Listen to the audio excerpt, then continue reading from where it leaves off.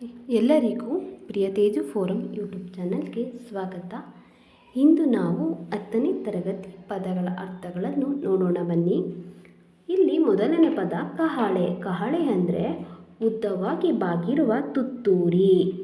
ಗದ್ಗದಿತ ಅಂದರೆ ದುಃಖಭರಿತ ನಡುಕದ ಧ್ವನಿ. ಜಾನುವಾರು ಅಂದರೆ ಪ್ರಾಣಿಗಳು. ತಲ್ಲಣ ಆಗೋದು ಅಂದರೆ ತಳಮಳ ಅಂತ. ತೋಪು ಅಂದರೆ ಮರಗಳ ಸಮೂಹ. ದಾಸ್ಯ ಅಂದರೆ ಹೂಳಿಗ ಅಧೀನತೆ. ಪತಾಕೆ ಅಂದರೆ ಧ್ವಜ ಬಾವುಟ. ಪಲಾಯನ ಅಂದರೆ ಓಟ ಪರಾರಿ ತಪ್ಪಿಸಿಕೊಳ್ಳುವಿಕೆ. ಪ್ರಾಣಭೀತಿ ಅಂದರೆ ಜೀವಭಯ. ಪ್ರಮಾಣ ಅಂದರೆ ಅಳತೆ ಪರಿಮಿತಿ ನಿಯಮ.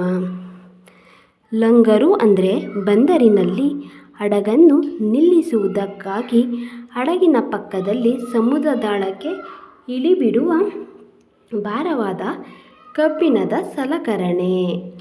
ವಿಜಯೋತ್ಸವ ಅಂದರೆ ಗೆಲುವು ದೊರೆತಾಗ ಆಚರಿಸುವ ಸಮಾರಂಭ.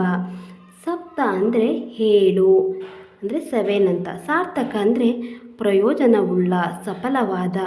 ಹೃದಯಂಗಮ ಅಂದರೆ ಮನಮುಟ್ಟುವಂತಹದು. ಅರಿವೆ ಅಂದರೆ ಬಟ್ಟೆ. ಉದರ ಅಂದರೆ ಹೊಟ್ಟೆ.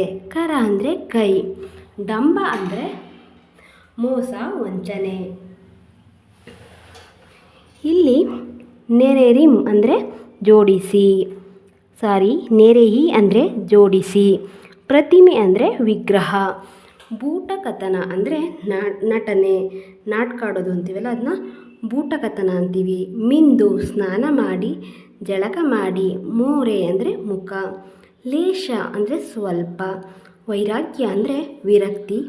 ಪ್ರಾಪಂಚಿಕ ವಿಷಯಗಳಲ್ಲಿ ಅನಾಸಕ್ತಿ. Thanks for watching. Please support and subscribe my channel.